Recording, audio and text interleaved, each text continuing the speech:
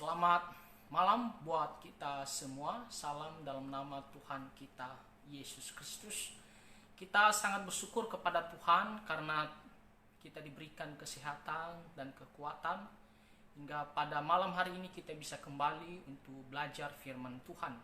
Dan kita bersyukur untuk semuanya itu, dan kita berharap kiranya Tuhan terus memimpin kita untuk terus memiliki kesehatan, untuk terus memiliki kesempatan dalam belajar firman Tuhan. Karena firman Tuhan sangat penting bagi kita orang Kristen. Dalam menjalani kehidupan kita sehari-hari, kita butuh firman Tuhan yang menjadi penuntun, menjadi terang bagi jalan kita, sehingga kita tidak berjalan di jalan yang berdosa, di jalan yang salah, dan kita bisa hidup untuk kemuliaan nama Tuhan sampai kita bertemu nantinya dengan Tuhan Yesus muka dengan muka, penuh sukacita. Dan pada malam hari ini kita akan lanjutkan firman Tuhan dari Mazmur pasal 53. Mazmur pasal 53. Sebelum kita membahasnya, kita akan berdoa terlebih dahulu. Mari kita berdoa. Bapa Surgawi, kami bersyukur untuk kasih setiamu kepada kami, sehingga sampai saat ini Tuhan selalu beserta dengan kami. Dan pada malam hari ini ya Tuhan, kami mau belajar firman-Mu, pimpin dan sertai kami, supaya kami bisa mengerti firman Tuhan. Dan sertailah pelayanan ini ya Tuhan, sehingga bisa berjalan mulai dari awal sampai selesai, dan sungguh-sungguh menjadi kemuliaan nama Tuhan Yesus Kristus. Ampuni dosa kami, dalam nama Tuhan Yesus Kristus kami berdoa. Amin. Mazmur pasal 53, Lembaga Alkitab Indonesia memberikan judulnya Kebobrokan Manusia. Kebobrokan Manusia.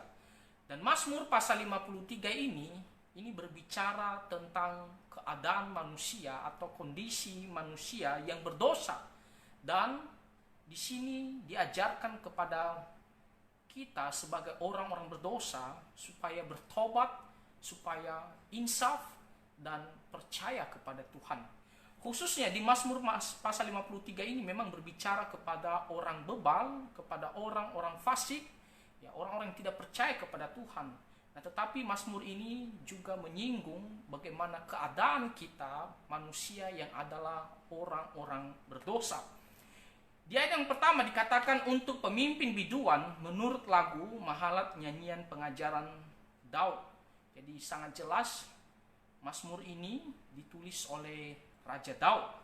Dan ayat yang kedua dikatakan orang bebal berkata dalam hatinya tidak ada Allah, busuk dan jijik kecurangan mereka, tidak ada yang berbuat baik. Nah, orang bebal adalah orang yang tidak percaya kepada Tuhan, orang yang tidak ada rasa takut kepada Tuhan, orang yang tidak memiliki pengetahuan akan Tuhan, dan meskipun dia dikasih tahu, dia tidak akan menerimanya. Bahkan ketika dia berbuat kesalahan, berbuat dosa, dia ditegur, dia diberitahu, dia tidak akan menerima teguran tersebut. Nah, jadi itulah orang bebal, orang yang tidak percaya kepada Tuhan. Dan ini adalah orang fasik. Sama perkataannya dikatakan di sini yang ayat yang kedua dikatakan tidak ada Allah. Kalau kita melihat di Mazmur pasal 10, orang fasik juga mengatakan tidak ada Allah. Jadi orang bebal adalah orang fasik. Orang fasik, orang-orang yang tidak ada iman kepada Tuhan Allah. Bahkan mereka berusaha untuk mengatakan tidak ada Allah, berusaha untuk menyedahkan tentang keberadaan Allah. Walaupun faktanya, kebenarannya bahwa Allah itu ada, tidak mungkin kita bisa mengatakan tidak ada Allah. Ya, banyak orang mengatakan bahwa tidak ada Allah, ya, orang ateis secara khususnya, yang mengatakan bahwa tidak ada Allah. Tetapi mau bagaimanapun kita berusaha atau menutupi tentang keberadaan Tuhan Allah, tetap Dia ada, Dia eksis, ya, Dia ada. Dan dialah pencipta segala sesuatu, penyebab segala sesuatu ya, yang ada di dunia ini secara khususnya. Bahkan kita manusia itu adalah ciptaan daripada Tuhan Allah yang ada ini. Nah, jadi orang bebal, orang fasik tidak punya iman, tidak ada pengetahuan tentang kebenaran, tentang Tuhan. Bahkan ketika mereka berbuat dosa, mereka tidak akan mendengarkan teguran. Ya, mereka akan terus melakukan kehendak mereka. Dan di sini dikatakan tidak ada Allah. Jelas ya, mereka berusaha menutupi atau meniadakan atau menghilangkan dalam pemikiran mereka tentang keberadaan Tuhan Allah. Nah, ini adalah sesuatu yang paling jahat ya. Kenapa? Karena ketika kita mengatakan tidak ada Allah, kita sudah menjadi durhaka kepada Tuhan Allah. Karena dia, jelas-jelas dia yang menciptakan kita. Tetapi kita mengatakan, ya dia tidak ada. Sama seperti secara khususnya, kalau kita mengambil contoh, ya dalam kehidupan kita sehari-hari, ketika kita mengatakan kepada ibu kita, ya dia bukan ibu saya. Padahal jelas dia adalah mama kita, dia adalah ibu kandung kita yang melahirkan kita.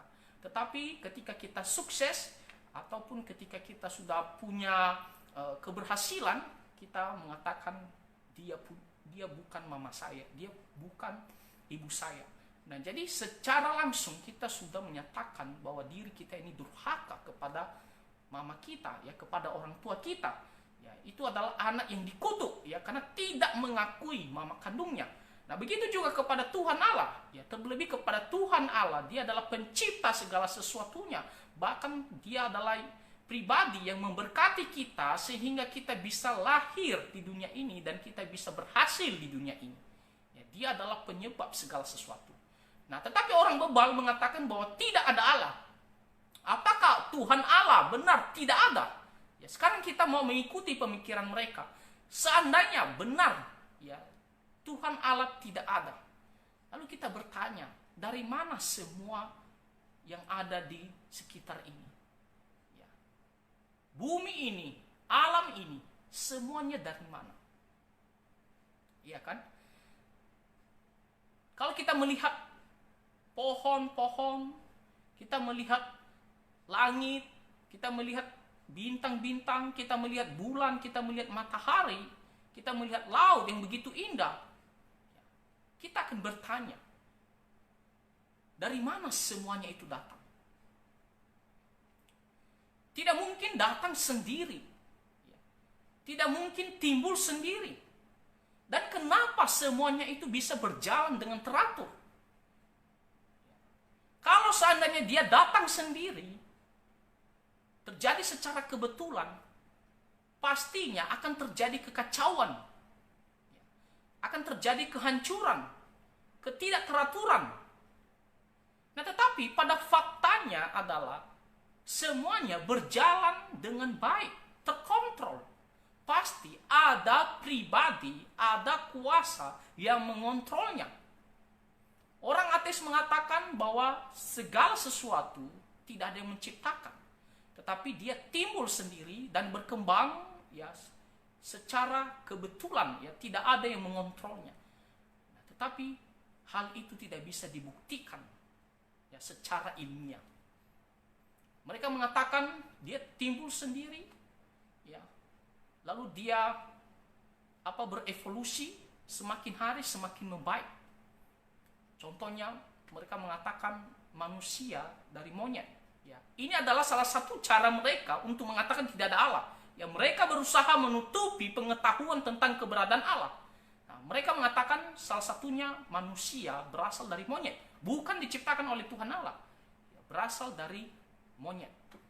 Lalu kalau kita buktikan secara ilmiah, banyak orang yang berusaha untuk membuktikan. Bahkan kita menyuruh mereka, coba buktikan. Kita sekarang ya pelihara monyet, kita kasih dia makan, apakah dia akan berevolusi semakin membaik dan akan menjadi manusia pada akhirnya? Tetapi pada faktanya tidak. Monyet akan mati. Nah, tetapi mereka mengatakan tidak bisa dibuktikan karena membutuhkan waktu jutaan ya, ataupun miliaran tahun. Itu hanya suatu teori yang tidak ada faktanya. Itu hanya sesuatu opini mereka sendiri. Bahkan ketika mereka mengatakan bahwa sesuatu bisa berevolusi menjadi baik, apakah benar? Ambil contoh saja. Ambil contoh saja, seperti batu. Batu, kalau kita ambil, ya, ataupun kita simpan, ataupun kita kasih dia di bawah matahari, lalu kita melihat, ya, kalau bentuknya sebelumnya dia besar berapa sentimeter, lalu beberapa waktu kemudian dia menjadi rusak, ya, menjadi rapuh, bahkan besarnya pun tidak lagi seperti sebelumnya. Bahkan kalau kita melihat lagi pohon-pohon, lama kelamaan pohon tersebut akan rusak, mungkin akan mati. Binatang, makin lama dia makin tua dan dia akan mati. Jadi tidak mungkin benar apa yang mereka katakan ketika mereka mengatakan bahwa segala sesuatu itu terjadi, ya, timbul sendiri, lalu dia berevolusi, ya, mulai dari satu titik lalu dia berevolusi, ya, lalu dia berkembang semakin membaik, dan contohnya adalah monyet semakin membaik menjadi manusia. Tapi secara ilmiah, ya, yang dimana kita harus buktikan ada faktanya, itu tidak ada.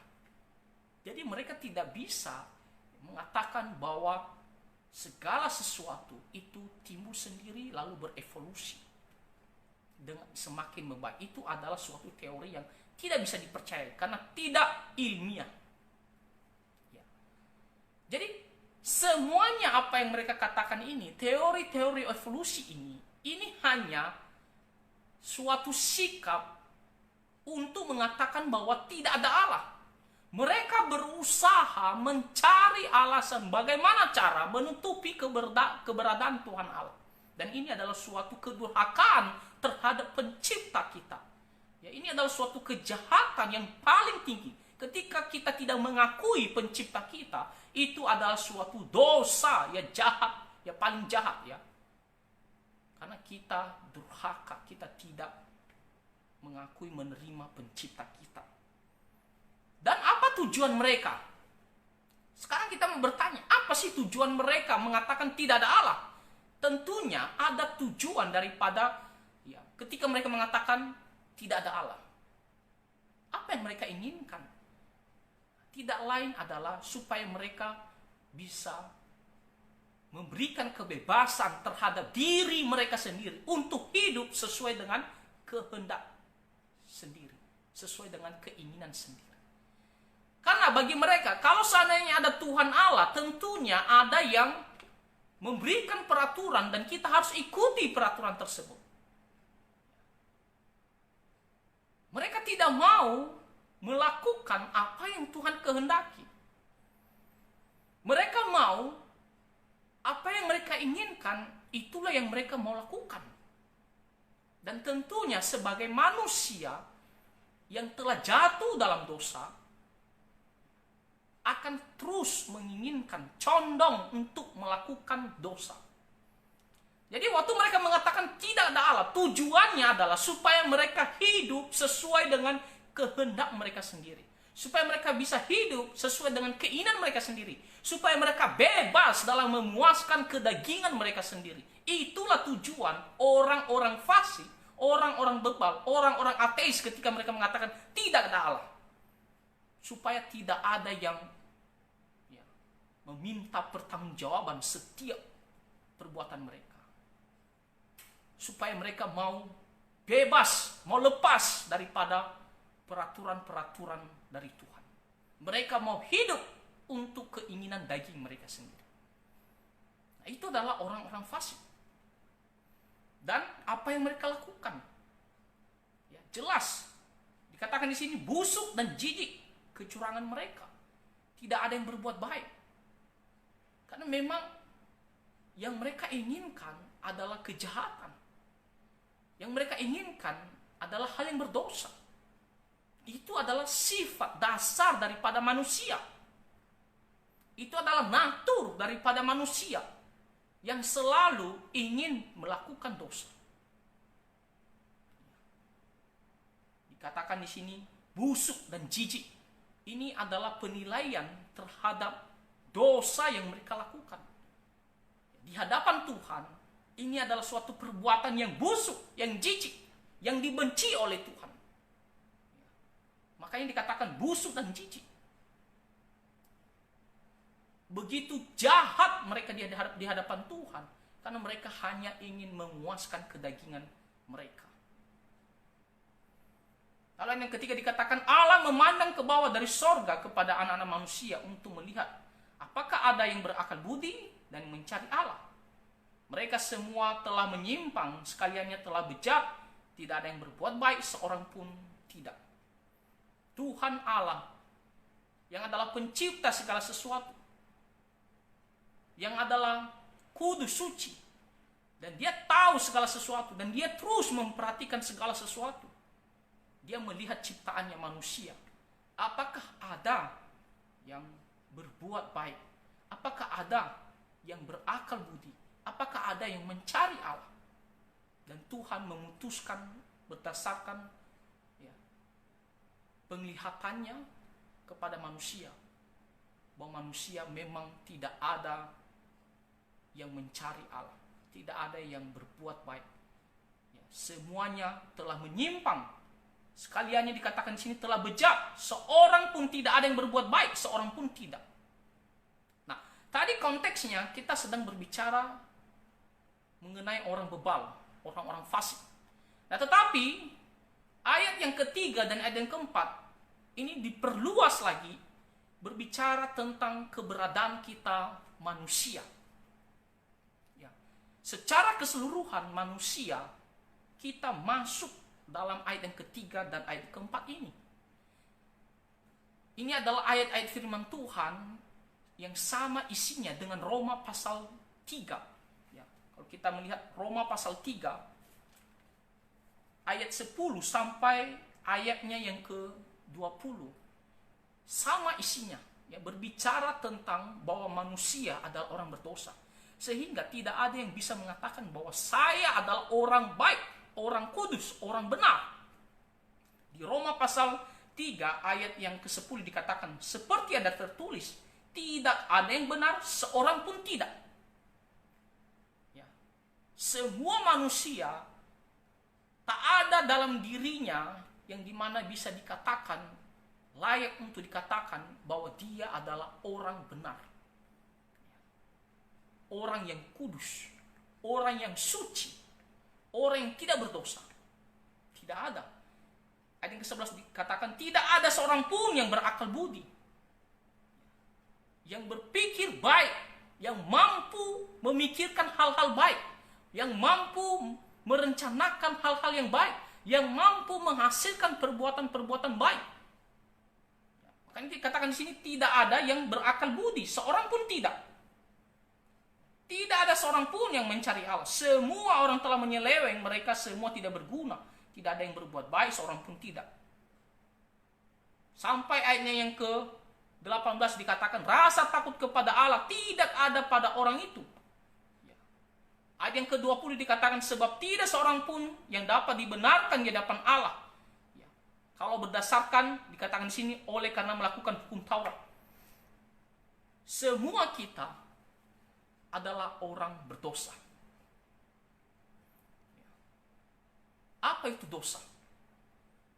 Kalau kita melihat di 1 Yohanes pasal 3 ayat yang keempat dikatakan dosa adalah pelanggaran terhadap hukum Allah, terhadap perintah Allah, terhadap firman Tuhan Allah. Pelanggaran. Kalau dibilang pelanggaran artinya tidak sesuai apa yang dikatakan oleh firman Tuhan. Ya, kamu tidak boleh lebihkan, kamu juga tidak boleh kurangi. Ketika kamu lebihkan atau kamu kurangi apa yang dikatakan oleh firman Tuhan, maka kita sudah dinyatakan sudah berdosa, sudah melanggar firman Tuhan. Dan kita memang semua adalah orang berdosa. Coba kalau kita menyinggung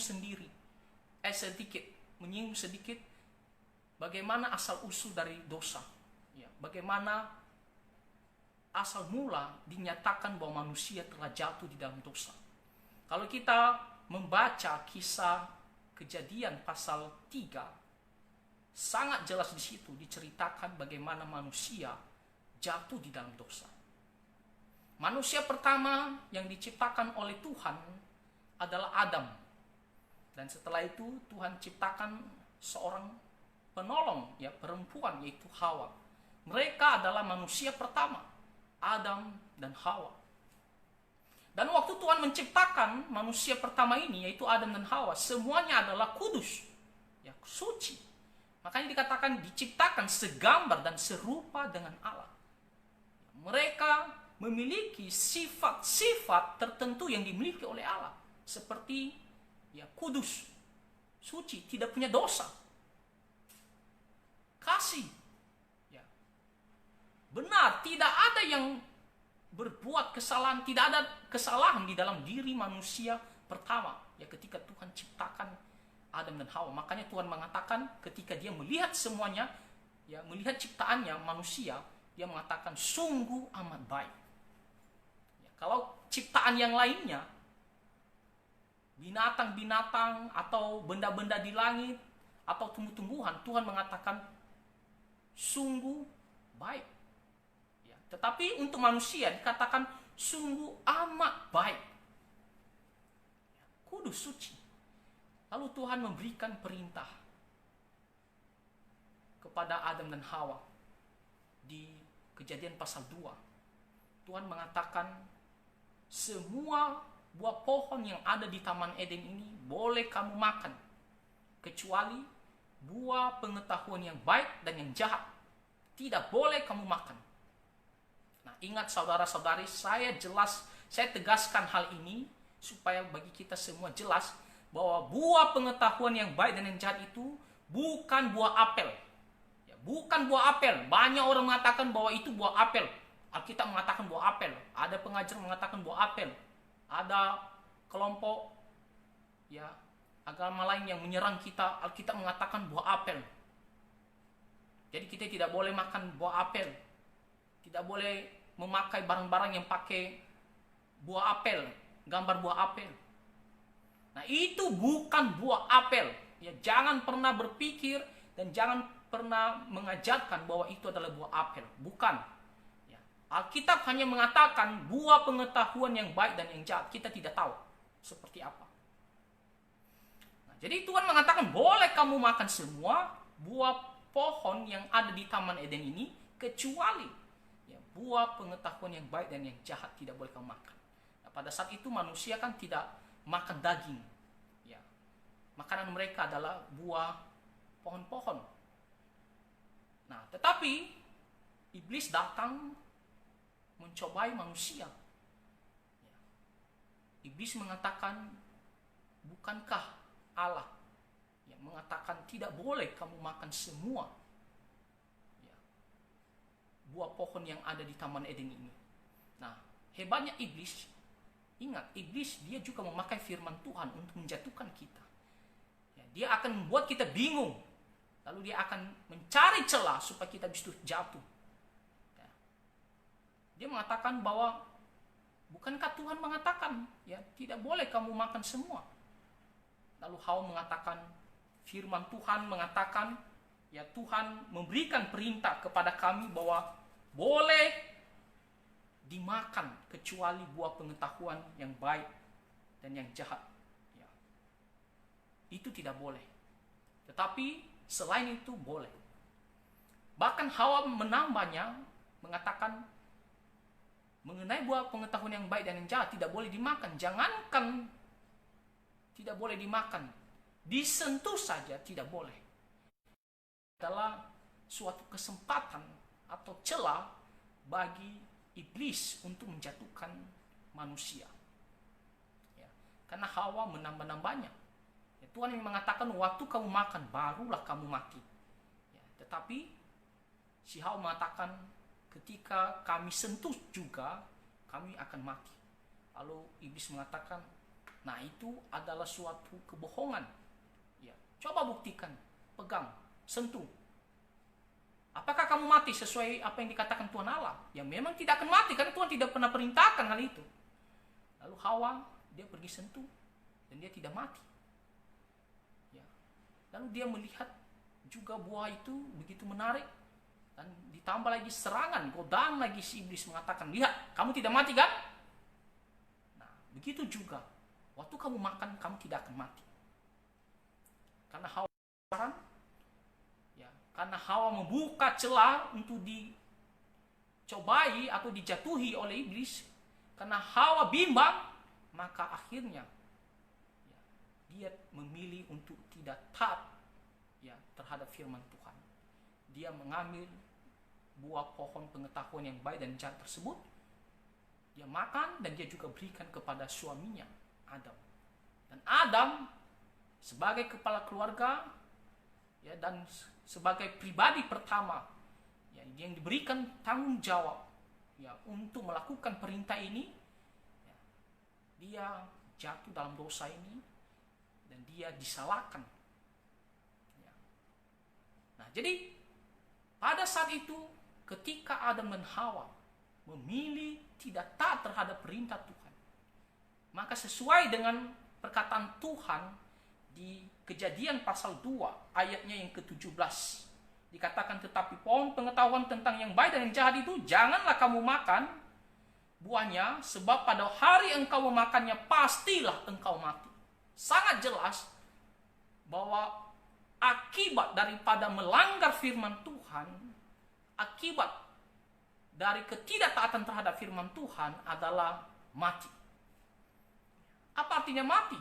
Kalau kita membaca ke bahasa aslinya, di sini dikatakan pastilah engkau mati. Ini ada suatu penegasan ya, bahwa pasti kamu mati. Mati, kamu akan mati ya. Tidak mungkin ada celah atau ada peluang kamu tidak akan mati. Pasti kamu mati. Itulah upahnya, itulah akibatnya. Dan apa artinya mati di sini? Ya, mati di sini pertama, hubungan manusia dengan Tuhan Allah akan terputus. Tidak ada persekutuan lagi seperti sebelumnya, di mana Tuhan Allah dan Adam dan Hawa itu begitu dekat, ya, seperti sahabat. Ya, tidak ada yang memisahkan, karena sama-sama kudus. Nah, tetapi ketika Adam dan Hawa jatuh dalam dosa, mereka akan mati. Pertama, mati yang dimaksud di sini adalah hubungan persekutuan dengan Tuhan Allah, antara manusia dan Tuhan Allah pasti putus. Kedua, mati di sini adalah secara fisik. Dia pasti mati. Dan sangat terbukti dan kita melihatnya ya, setiap manusia pada akhirnya dia akan meninggalkan dunia ini. Dia lahir, besar, dia tua dan mati secara fisik. Dan yang ketiga, mati di sini adalah dia akan menghadap penghukuman Tuhan kekal, ya, penghukuman di dalam neraka, ya, karena dosa yang telah dia lakukan. Di Roma pasal 6 ayat 23 dikatakan upah dosa ialah maut.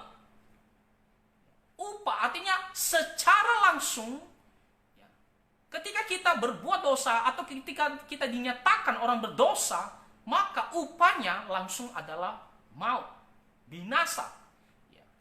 Kita akan menghadap penghakiman Tuhan dan kita akan dijatuhkan hukuman berdasarkan ya, keberadaan kita ataupun perbuatan kita sebagai orang berdosa. Dan kita akan dihukum ke dalam penghukuman neraka. Ya, kita akan disiksa di situ selama-lamanya. Kita akan terpisah dari Tuhan Allah selama-lamanya. Ya, kita tidak akan merasakan kebaikan Tuhan Allah lagi. Kalau di dunia ini, walaupun orang percaya di sana, ya, mereka tidak beriman kepada Tuhan Yesus, nah, tetapi mereka masih merasakan berkat secara umum daripada Tuhan. Mereka masih merasakan yang namanya matahari, mereka masih merasakan yang namanya hujan, mereka masih bisa menikmati keindahan-keindahan yang Tuhan berikan.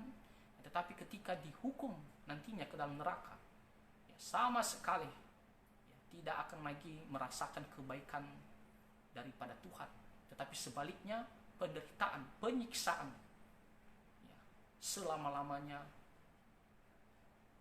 di dalam neraka. Jadi ketika firman Tuhan mengatakan di Mazmur pasal 53 bahwa Allah memandang ke bawah dari surga kepada anak manusia untuk melihat apakah ada yang berakal budi dan yang mencari Allah. Mereka semua telah menyimpang, sekaliannya telah bejat, tidak ada yang berbuat baik seorang pun tidak. Secara umum inilah keberadaan kita sebagai manusia. Kita jatuh di dalam dosa. Adam dan Hawa jatuh di dalam dosa. Dan hukuman kematian yang mereka dapatkan atau upah daripada dosa itu tidak hanya dirasakan Adam dan Hawa, tetapi kita juga semua manusia yang telah lahir sebagai keturunan Adam dan Hawa, kita juga dinyatakan sebagai orang berdosa dan kita akan mendapatkan upah dosa, yaitu mati juga, binasa. Makanya Daud mengatakan dalam kandungan, aku telah berdosa. Artinya Daud percaya ada yang namanya dosa keturunan, dosa asal mula, yang diwariskan dari Adam dan Hawa. Ketika kita lahir ke dalam dunia ini, kita sudah dinyatakan kita orang berdosa. Secara natur, kita mewarisi natur dari Adam dan Hawa. Dan kedua, kita dinyatakan lagi orang berdosa ketika kita menghasilkan perbuatan dosa dalam kehidupan kita sehari-hari. Nah, upah dosa ialah maut. Kita pasti mati. Hubungan kita dengan Tuhan terpisah, persekutuan kita dengan Tuhan terpisah, kita mati secara fisik, dan kita akan dihukum nanti ke dalam pisah dengan Allah selama-lamanya. Nah, pertanyaannya adalah bagaimana supaya kita bisa selamat? Bagaimana supaya kita bisa diampuni? Bagaimana supaya kita bisa mendapatkan belas kasihan daripada Tuhan?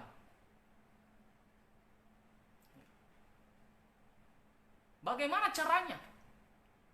Apakah kita bisa dengan sendirinya, dengan usaha sendiri, bisa diselamatkan, bisa diampuni oleh Tuhan? Nah, sangat jelas tidak. Karena Tuhan sudah menyatakan bahwa kita adalah orang berdosa. Dan kita pun berusaha, kita tidak bisa selamat. Di Efesus pasal 2 dikatakan, perbuatan baik kita tidak bisa menyelamatkan kita. Lalu bagaimana caranya supaya kita bisa diselamatkan?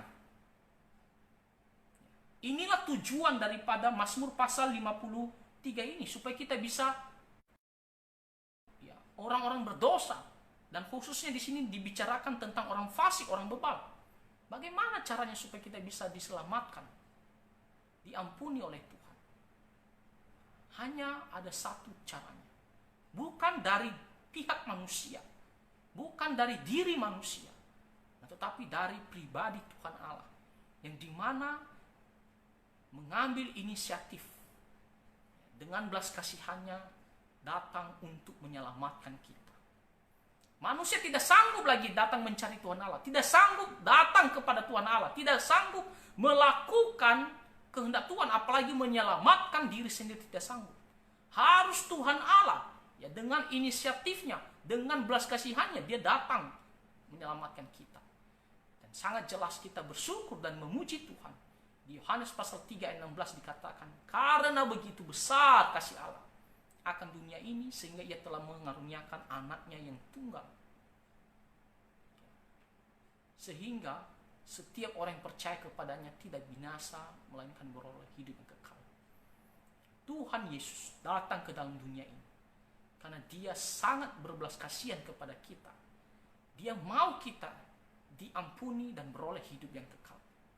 Makanya dia adalah Allah yang bertakhta di dalam kerajaan sorga.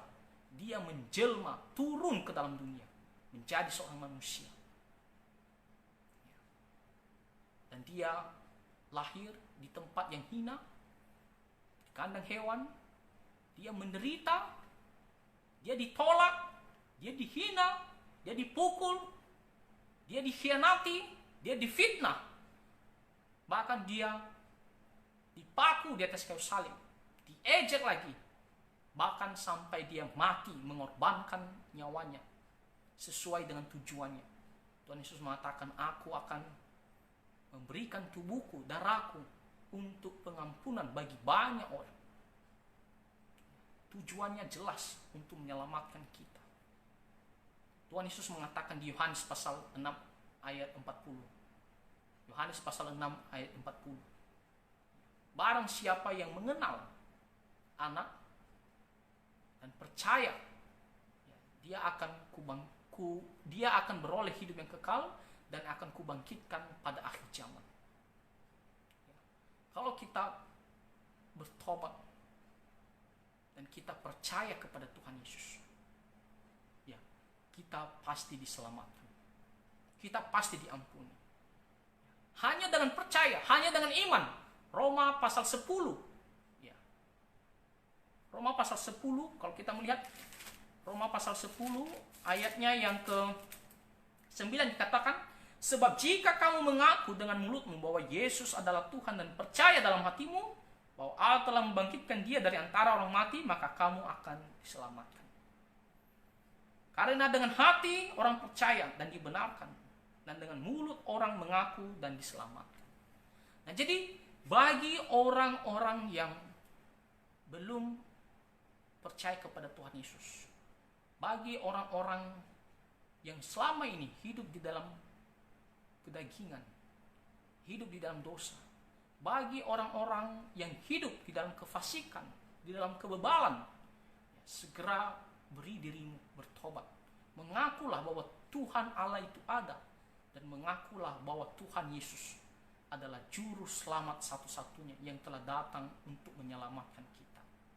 Kita harus percaya hal itu, dan kita akan diampuni oleh Tuhan.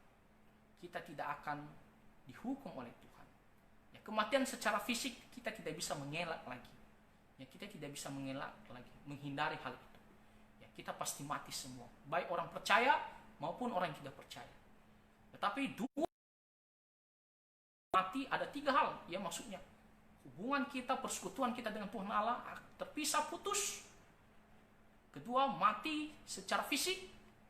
Ketiga, kita akan dihukum ke dalam neraka. Ya, kita akan terpisah selama-lamanya bersama Tuhan.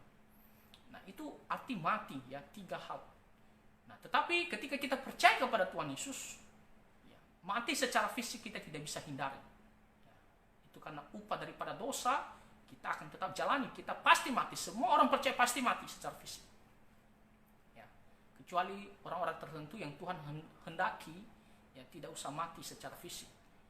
Ya, contohnya macam Elia, ya, seperti Henokh, ya, itu adalah kasus khusus. Ya, tetapi pada umumnya semua manusia akan mati. Nah, kita orang percaya pasti mati. Nah, tetapi yang 2 hal, yaitu persekutuan kita dengan Tuhan Allah akan dipulihkan kembali. Maka dikatakan di Yohanes pasal 1 ayat 12, setiap orang yang percaya kepada Tuhan Yesus, kepada Tuhan Allah, diberikan kuasa menjadi anak-anak Allah. Ya, diberikan status sebagai anak-anak Allah, bukan lagi musuh Tuhan, bukan lagi, ya, seteru Tuhan, bukan lagi lawan Tuhan, tetapi anak-anak Allah. Dikatakan anak-anak Allah artinya orang-orang yang dikasihi oleh Allah, dan kita punya bagian di dalam kerajaan surga yang Tuhan sediakan. Jadi persekutuan dengan Tuhan akan kembali pulih. Dan kedua, ketika kita mati, kita tidak akan menghadap penghukuman Tuhan, ya, tetapi sebaliknya kita akan mendapatkan kehidupan yang kekal.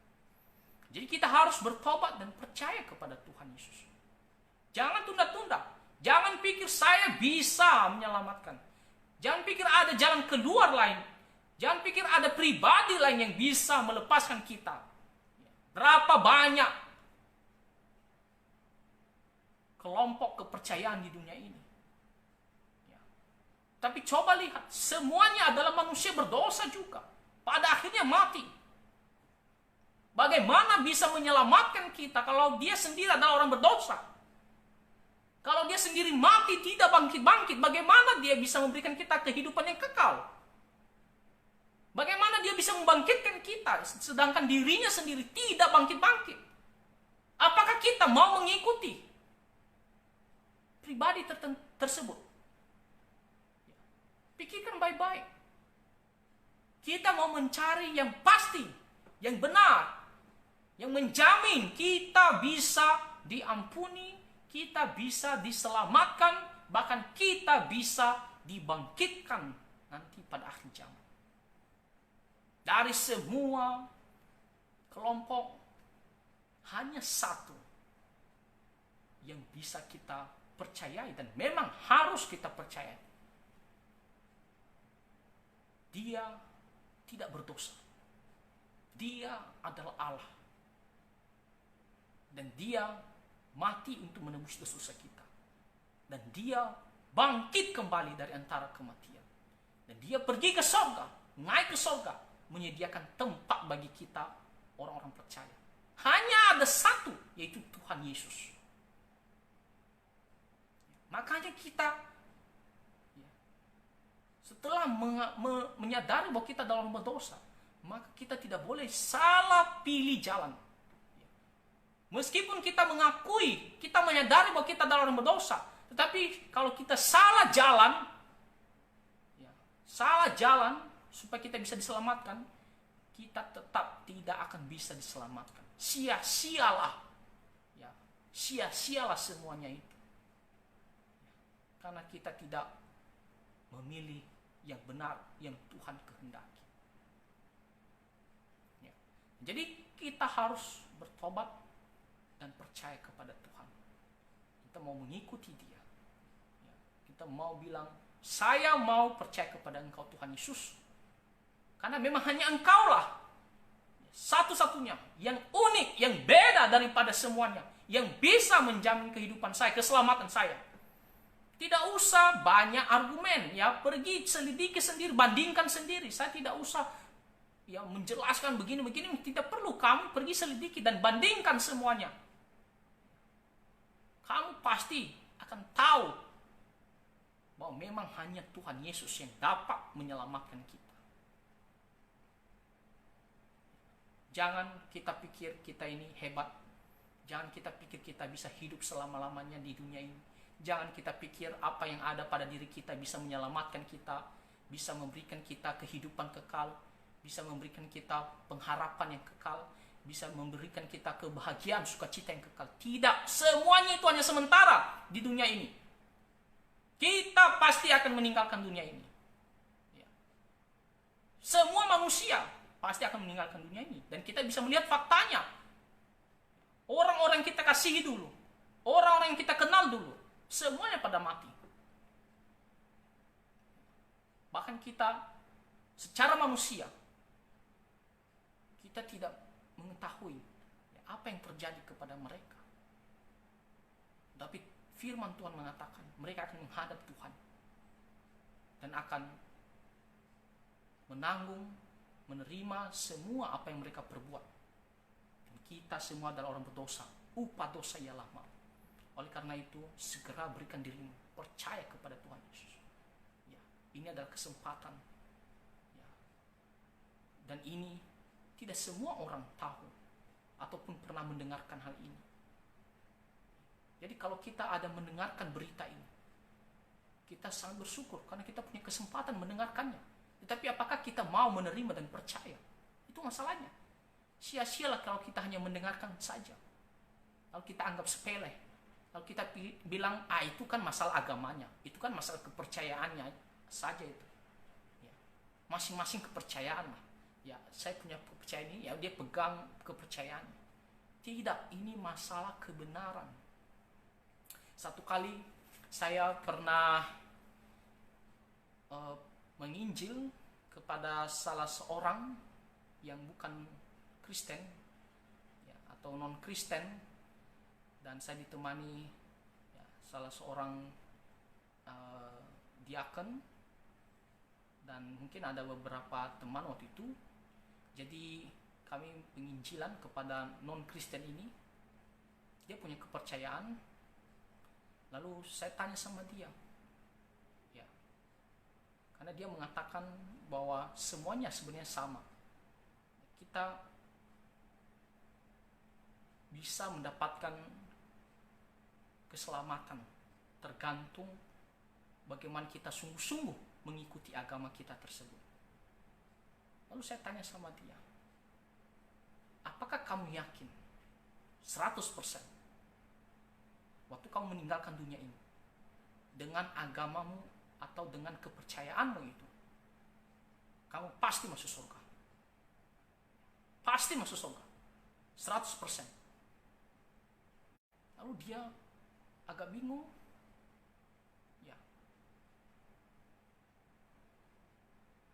Lalu pada akhirnya dia mengatakan, saya memang tidak yakin, saya hanya berusaha saja. Ya, kita tidak tahu apa yang terjadi. Saya berusaha saja, ya mudah-mudahan saya bisa nanti meninggal dan bisa mendapat,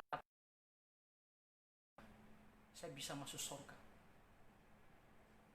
Jadi saya tanya sama dia, kalau seandainya kamu tidak yakin masuk surga, kalau menurut saya sendiri, kalau saya tidak yakin masuk surga, saya tidak yakin bahwa dosa saya akan diampuni oleh Tuhan dan mendapatkan kehidupan yang kekal, maka saya lebih baik jadi orang yang tidak punya agama.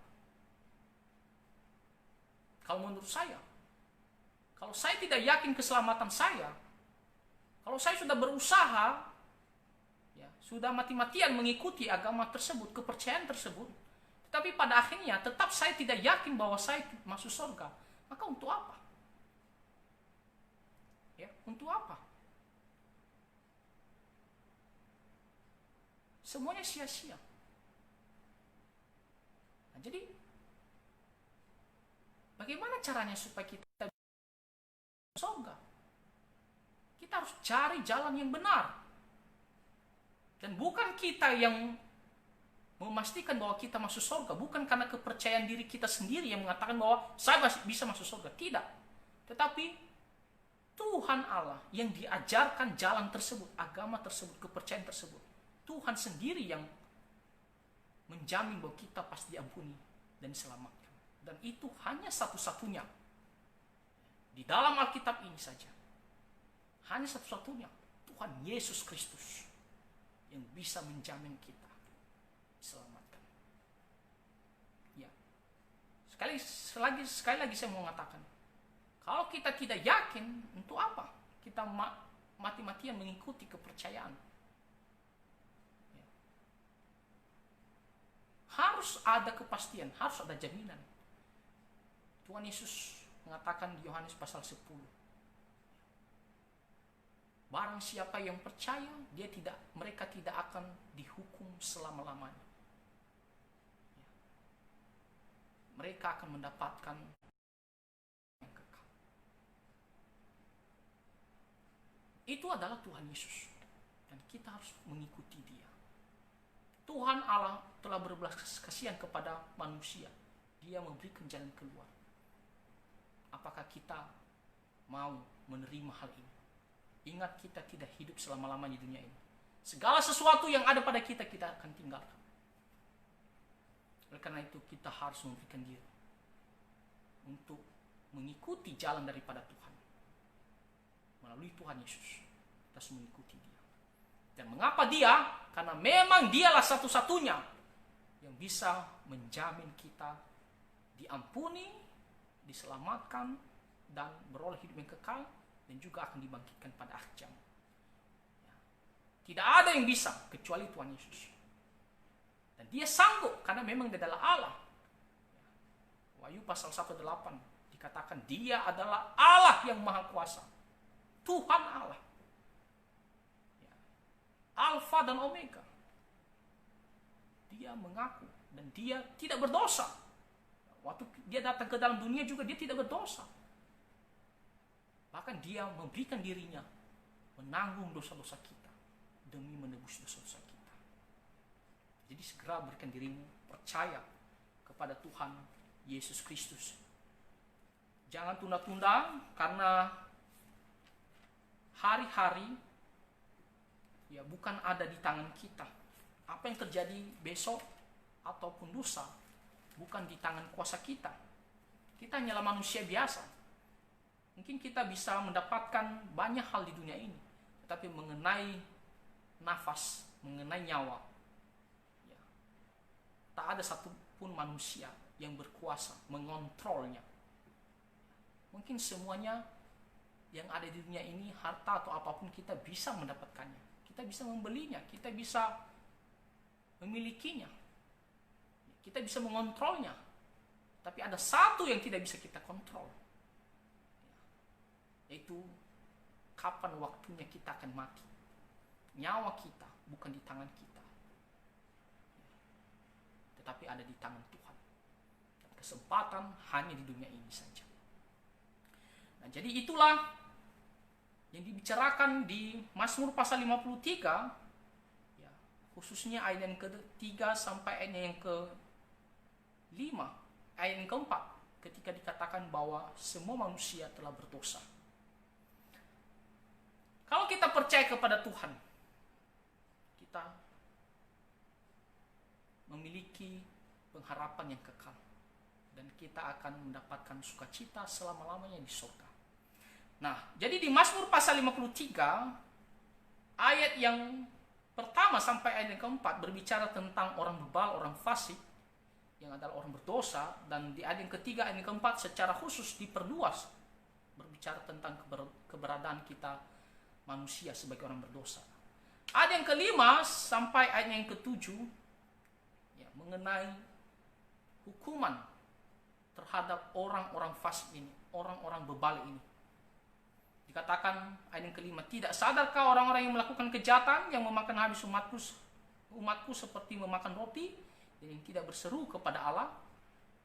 Tuhan mau menyadarkan mereka apa yang akan terjadi kepada mereka. Makanya dikatakan, tidak sadarkah ya, mereka ini semuanya yang melakukan kejahatan, ya, yang tidak berseru kepada Allah. Ayat yang ke-6 dikatakan, di sanalah mereka ditimpa kekejutan yang besar. Ya, mereka akan dihukum oleh Tuhan. Padahal tidak ada yang mengejutkan, sebab Allah menghamburkan tulang-tulang para pengepungmu. Mereka akan dipermalukan sebab Allah telah menolak mereka. Tuhan akan menghukum mereka, Tuhan akan permalukan mereka, dan mereka akan mendapatkan siksaan daripada dosa mereka selama-lamanya. Ya. Ayat yang ke-7 dikatakan, ya, datanglah kiranya dari Sion keselamatan bagi Israel. Apabila Allah memulihkan keadaan umatnya, maka Yakub akan bersorak-sorai, Israel akan bersukacita. Jadi konteks di sini sedang berbicara tentang orang-orang bebal, orang-orang fasik yang menjadi musuh-musuh orang Israel. Ya, makanya dikatakan di ayat yang ke-6 tadi, di sanalah mereka ditimpa kekejutan yang besar, padahal tidak ada yang mengejutkan. Sebab Allah menghamburkan tulang-tulang para pengepungmu, ya, musuh Israel. Dan mereka akan dipermalukan sebab Allah telah menolak mereka. Dan ayat ke-7 menjadi doa Raja Daud, ya, memohon supaya kiranya dari Sion, ya, dari Yerusalem akan datang keselamatan bagi Israel. Apabila Allah memulihkan keadaan umatnya, maka Yakub akan bersorak-sorak, Israel akan bersukacita. Nah, jadi pada akhirnya Tuhan akan datang, dan secara khusus di sini Dia akan menghukum musuh-musuh orang Israel, dan Dia akan memulihkan orang Israel yang mendapatkan suatu keselamatan, sehingga orang-orang Israel akan bersorak-sorai, bersukacita. Nah, tetapi secara luas kita bisa melihat juga bahwa orang-orang fasik akan, orang-orang yang tidak bertobat dan percaya, mereka akan dihukum juga Tuhan, mereka akan dipermalukan, ya. Dan kita yang sudah percaya, ya, kita akan mendapatkan keselamatan, ya, bahkan kita pada akhirnya kita akan bersorak-sorai, bersukacita. Jadi kiranya firman Tuhan pada malam hari ini bisa menyadarkan kita adalah orang berdosa, ya, kita butuh juru selamat, dan itu adalah Tuhan Yesus, ya. Dan kita yang sudah percaya kepada Tuhan Yesus, marilah kita bekerja dan hidup untuk Tuhan Yesus selama di dunia ini, supaya kita bisa nanti mendapatkan, ya, upah di surga. Ingat, kita berbuat baik, kita melayani Tuhan bukan supaya kita bisa diselamatkan, tidak. Ya, kita berbuat baik, kita melayani Tuhan, ya, karena memang kita dipanggil untuk itu. Dan sebagai ucapan syukur kita kepada Tuhan. Walaupun nanti pada akhirnya akan ada upahnya. Upahnya bukan supaya kita selamat atau tidak selamat, tetapi upah di surga Tuhan akan memberikan kita kemuliaan. Ya, tergantung seberapa besar kita taat firman Tuhan dan melayani Tuhan. Nah, jadi kiranya firman Tuhan ini bisa menolong kita semua dan Tuhan Yesus memberkati. Mari kita berdoa. Bapa Surgawi, kami bersyukur karena Tuhan telah menyertai kami sehingga kami bisa belajar firman. Kami berdoa untuk orang-orang yang belum percaya kepada Tuhan. Kiranya melalui firman Tuhan ini mereka bisa digerakkan hatinya dan Engkau selamatkan mereka sehingga mereka bisa mendapatkan kehidupan yang kekal. Bagi yang kami yang sudah percaya kepada Tuhan, tolong kami supaya kami bisa hidup sesuai dengan kehendak Tuhan. Ampuni dosa kami dan biarlah semuanya ini menjadi kemuliaan nama Tuhan. Di dalam nama Tuhan Yesus Kristus kami berdoa. Amin.